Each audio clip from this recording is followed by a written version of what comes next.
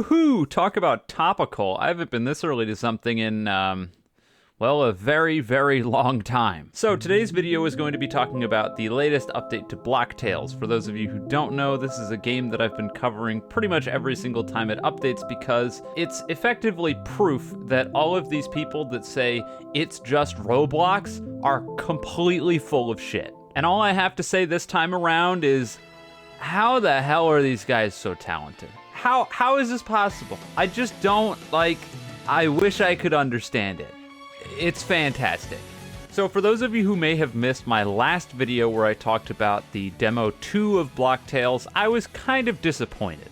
It definitely wasn't bad by any means, but there were some critiques that I had about it that made it just simply not as intriguing as the first part of the game. It felt like it was sort of a filler chapter, and a lot of the stuff that was going on was either really cliched, didn't really matter at all, or I just couldn't get invested into. The overall gameplay was of course still really, really good, and I enjoyed traversing the levels and interacting with the new puzzles, but the actual story itself kind of felt like it took a bit of a faceplant. That, and it also felt like the general difficulty kind of took a nosedive, with the new rocket launcher being added just sort of being colossally overpowered, and it generally being a cakewalk from start to finish, which had me pretty disappointed because going up until that point I felt like the difficulty was in a good spot, and then, well, again, it just sort of face planted.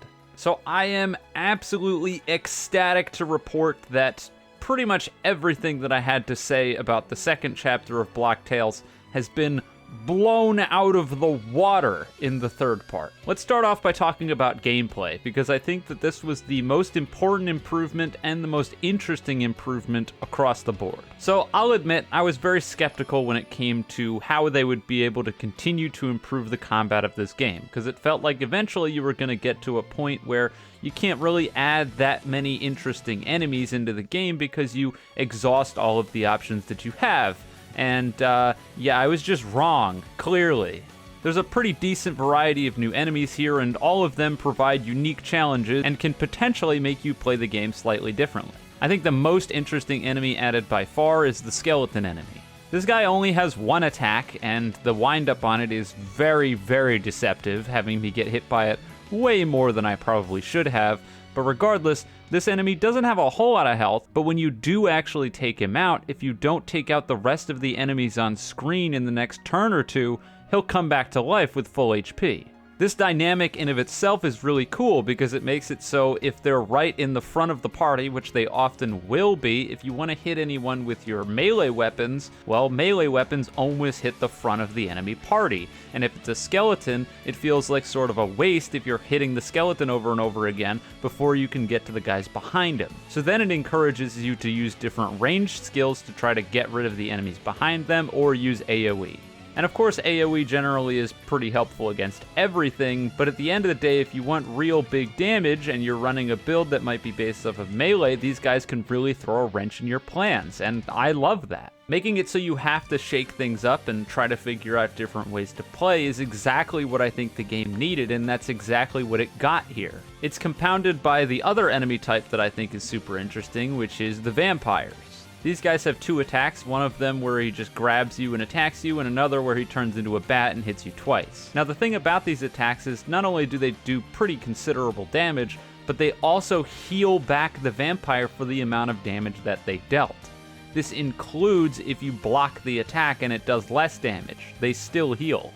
So basically, if you're not on point with your parries and directly avoiding all of the damage that they're giving to you, they're going to be healing any damage that you do to them back. And because they're generally behind skeletons who will respawn, you usually won't be doing a big enough damage to kill these guys quickly. So again, if your defense isn't on point, then they're going to make the fight significantly longer the longer that they're alive. Not all of the new enemy types are as interesting as these two, and I don't necessarily think there's anything wrong with that. We've got our fair share of enemies that just sort of attack and that's the end of it, but with different windups and timings in order to parry the attacks, I don't really see anything wrong with this. As long as they're supplemented by the more interesting enemies, I think it works out. Now with the introductions of new enemies, we also get the introduction of a new skill, or I guess technically sort of two new skills if we count the one that you got at the end of the previous chapter. The Venom Shank Sword is really, really good. What this does is if you charge up 1 bar of your sword energy and then use the ability, it'll hit all of the enemies on screen for 2 damage and apply poison for 3 turns. This poison over time does 1 damage per turn. So you effectively do 5 AoE damage to every single enemy on the field, which, as you can imagine, is extremely good. It's even better when you consider the fact that the rocket launcher, as far as I could tell, was nerfed into the floor, which on one hand, I think I kind of understand why they did it, but on the other hand, I eventually just decided to swap it out for a card that disabled my ball slot completely because it just felt completely worthless. So I feel like they might have overcorrected a little bit with the rocket launcher. Maybe it serves some good purposes that I just don't see. Maybe it's directly hindered by the fact that because I'm using the heal card, which removes 1 damage, it makes it so that anytime that I shoot an enemy with the rocket launcher, it does 0 damage, which doesn't feel great. Like, come on, guys, we can at least make it do 1 damage, right? I guess not. But regardless, with that AoE option being effectively obliterated, the Venom Shank really takes over as a solid AoE option, and the interesting part about it, of course, is the fact that because you need sword energy in order to use it, it makes you really weigh your options, as the other sword that you have access to, the Ice Dagger, is also really, really good, being able to restore your SP and HP for, again, 1 bar of sword energy. And so it has this interesting dynamic where you end up having those close battles where you have low health and the enemy has low health, and you have to decide, do you think that you can do the damage to finish them off, and then while the poison is taking them out, can you defend yourself? Or do you want to just heal yourself because you think you might take damage but then prolong the fight, which in certain boss fights, if they potentially summon more help, could hurt you. But is it worth taking that risk when the alternative is you just die? Those are the questions that you'll be asking yourself in gameplay, and those are the kinds of things that just make the game so much more engaging. Now, the other interesting skill that you get access to pretty much right off the bat is the very first ally summon in the game. This is one of the things that I was kind of surprised that they didn't have from the very start of the game. I figured you'd be collecting party members, kind of like in other RPGs, but I guess the idea here is that you don't collect party members because you can literally play with other people. That being said, you gain the ability to summon the red and blue noobs that you've seen a fair few times throughout your journey. How red and blue work is pretty self-explanatory. You use 8 SP to summon them, they have 2 attacks, one that does 2 damage and one that does 4 damage, and they have a random chance of getting hit by the enemy's attacks instead of you. When it came to my playstyle, the red and blue guys were super helpful because I could effectively use them pretty often as a human shield to do damage to my opponents while I was trying to heal myself or what have you. But it's again one of those things where you have to weigh cost-benefit, because these guys cost 8 in order to spawn and take up a turn in order to spawn, and if they just get murdered right off the bat because, well, they basically never dodge any of the attacks sent at them, you've just burned 8 SP for what basically amounts to nothing. Often I'd find myself digging myself further and further into a hole as I would use the 8 SP to summon them and then try to heal them with my cure spell, and then they would just die the next turn anyway, wasting all of my resources. Overall, it didn't seem like they were overpowered. I don't really think they're underpowered, and I hope we see more interesting summons that potentially do more stuff rather than just attack. A healer summon, an AoE summon, stuff like that. It's things that I'm sure are planned and I'm sure are coming down the line. At the end of the day, the best thing I can say about the game is that it was challenging and I enjoyed my time playing it. I actually lost fights, and I'm really, really glad that's the case.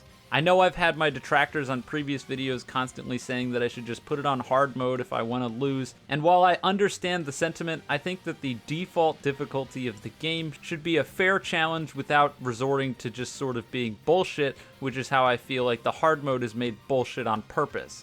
And when I log in, I don't want to play bullshit difficulty. I want to play fair difficulty. And this chapter is proof that that is entirely possible.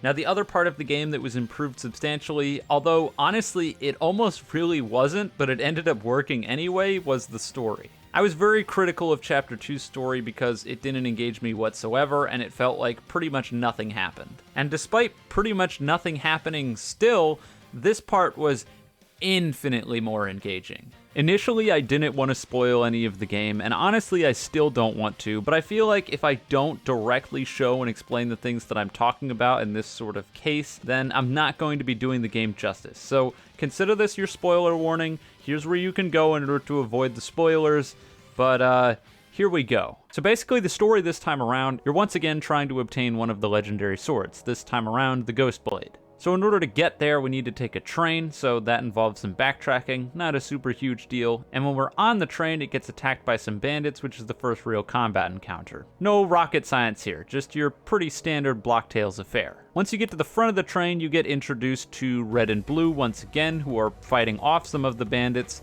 and you end up in a boss battle against Green and Purple, and this is where the game basically introduces you to the mechanics where you'll be fighting alongside allies. After this battle, when you arrive in the town, that's when Red and Blue will come up to you, and they'll give you the card that gives you access to their summon. Now, in this new area that you're at, your goal is to get to Telemon's mansion. You keep hearing about it's haunted, yada yada yada, but when you actually get there, the butler pretty much just insists that it's all a load of crap and there's no haunted mansion here. He also says, don't follow him, which, yeah, that always works out. So of course, we end up following him anyway, and after going through a window, we basically end up in a mirrored version of the mansion that we went to earlier, and of course, naturally this time, it's haunted. Surprise, surprise. We end up running into the chef from the previous chapter that we exploded a little bit, and they once again ask us to create a dish, and this time around, we actually succeed. Once we've succeeded, they let us know where the Ghost Blade is, and they also say that if you touch it, you'll die instantly. So because they're a ghost, they'll get it for us, and if we end up getting to the blade, don't touch it, because you'll die. They also give us this potion which allows us to turn invisible to enemies, but if you move at all, the effect is broken. So after a bit more backtracking, we end up on this conveyor belt, we use it to phase through a fence, and afterwards we finally get up to where the Ghost Blade is being held. We go down there with our boy Tutorial Terry, and there's the blade. Terry of course says, don't touch it, you'll die. Yeah, okay, so what do you think we're gonna do here? Yeah, we touch the blade and die immediately. Shocking. Now this is where things go absolutely batshit insane out of nowhere. So presumably now we're inside of the Ghost Blade, and we're here with Builderman, who claims he's trapped, which doesn't make a whole lot of sense, and it becomes very, very clear, very, very early that this is not Builderman, and it's very obviously a trap. Not really anything you can do about that or call him out on it, which I guess it is what it is, but it's so obvious. Anyways, the gist of it is that our soul is not pure, and we need to purify our soul in order to escape the blade, because only someone pure of soul is able to wield the blade, otherwise it kills you.